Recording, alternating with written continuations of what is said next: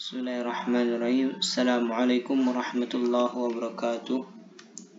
Baiklah, saya Figur Maulana dari kelompok 9, yaitu membahas tentang hukum persentuhan kulit, yaitu pendapat pertama. Para fuqaha berpendapat persetubuhan atau jima adalah pembatal wudhu. Tetapi mengenai persentuhan kulit laki-laki dan perempuan, apakah membatalkan wudhu atau tidak? Dalam masalah ini para fuqaha terbagi menjadi 7 pendapat. Namun dalam uraian ini pemakalah hanya menguraikan 4 pendapat saja. Pertama, yang beranggapan tersentuhan kulit laki-laki dan perempuan membatalkan wudhu apabila persentuhan itu disertai syahwat dan tidak lapi. Pendapat ini berasal dari pendapat yang masyhur dalam kalangan mazhab Hanbali, Sauri, Ishaq, Sya'bi, dan Abi Ubaidillah dan Alqamah. Dalam mazhab Maliki menambahkan lagi bahwa ciuman kehormatan tidak membatalkan wudhu. Adapun faktor yang menimbulkan perselisihan dalam masalah ini ialah firman Allah yang berbunyi aula mastumun nisa, yang artinya atau menyentuh perempuan, surat Al-Maidah ayat 6. Kata lams dalam ayat tersebut mempunyai 2 arti. Arti yang aslinya ialah persetubuhan dan arti kiasannya persentuhan.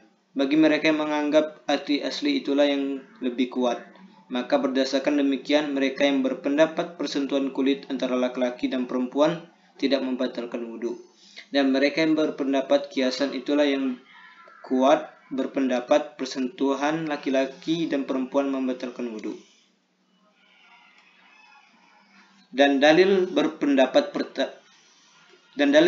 pertama yang mengatakan persentuhan kulit laki-laki dan perempuan wudhu apabila disertai dengan syahwat. Pendapat ini dikuatkan dengan dalil Al-Quran dan hadis. Dalam Al-Quran yang mereka kemukakan ialah ayat itu juga dengan pengertian kalimat lams yang artinya tersentuh kulit dengan kulit, karena ada dalil yang memperkuat pengertian tersebut. Hadis pertama yang memperkuat arti kiasan itu yang dikehendaki dalam ayat ialah hadis yang berbunyi, telah datang seorang laki-laki menemui Nabi SAW dan berkata, wahai Rasulullah, apa yang kau katakan kepada Allah tentang seorang laki-laki yang menemui seorang perempuan yang dikenalnya, istrinya. Tidaklah laki itu melakukan suatu perbuatan dengan istrinya, melainkan telah berbuat dengan dia selain menyetubuhinya. Beliau bersabda, barang siapa menyebutnya berwudulah kemudian sembahyang.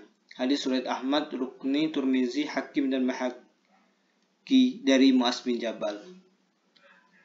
Dalam hadis di atas menggambarkan bahwa seorang laki-laki yang bermain dengan istrinya dengan syahwat namun tidak sampai menyetubuhinya, maka Rasulullah SAW menyuruh berwudu, berulah sembahyang.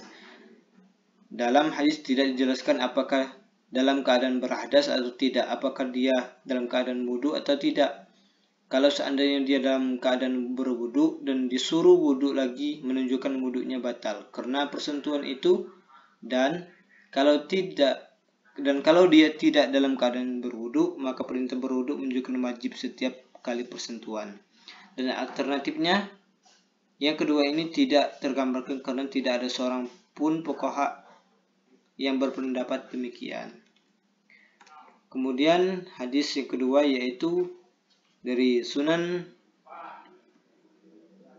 Nasa'i telah mengabarkan kepada kami bahwa Muhammad bin Abdullah bin Al-Mubarak dan Nasair bin Faraj, dan lafaz ini darinya keduanya berkata, telah menceritakan kepada kami Abu Usama dan Ubaidillah bin Umar dari Muhammad bin Yahya bin Habbab dari Ar-Raj dari Abu Hurairah dari Aisyah, dia berkata bahwa suatu malam aku kehilangan Rasulullah SAW dan aku tidak mencari-carinya dengan kedua tanganku. Lalu kedua tanganku menyentuh kedua kakinya, lalu berdiri tegak, sedangkan beliau dalam keadaan sujud. Beliau mengucapkan doa, aku berlindung dengan ridhamu dari murkamu dan berlindung dengan sikap pemaafmu dari siksamu dan berlindung denganmu dari engkau. Engkau tidak bisa menghitung pujian kepadamu, engkau adalah sebagaimana pujianmu pada dirimu. Menurut Muhammad Nasruddin Albani, hadis tersebut sahih, dan Abu Tahir Zubair Alizai, hadis tersebut juga sahih.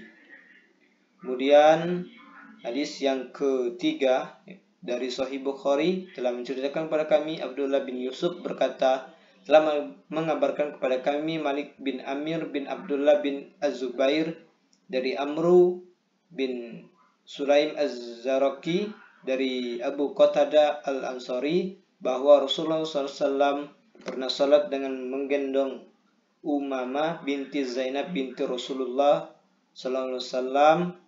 Menurut riwayat Abu Al-As bin Rabi'ah bin Abdul Syamsi, ia menyebutkan jika sujud beliau letakkan anak itu dan beliau berdiri, beliau gendong lagi. Menurut ijma ulama mengatakan hadis ini sahih. Hadis di atas memberikan gambaran bahwa Rasulullah SAW tetap meneruskan sembahyangnya sekalipun tersentuh dengan perempuan. Ini menunjukkan bahwa tersentuh dengan tidak disertai syahwat tidak membatalkan wudhu. Dan di dalam hadis ini juga menunjukkan bahwa tersentuh dengan anak kecil dan mahram juga tidak membatalkan wudhu, karena tidak membangkitkan syahwat. Adapun yang membatalkan wudhu ialah tersentuh dengan disertai syahwat, seperti yang digambarkan dalam hadis Mu'az bin Jabal. Terima kasih. Itulah presentasi saya, yaitu pendapat pertama. Apabila ada kekurangannya, saya mohon maaf. Saya akhir. Wassalamualaikum warahmatullahi wabarakatuh.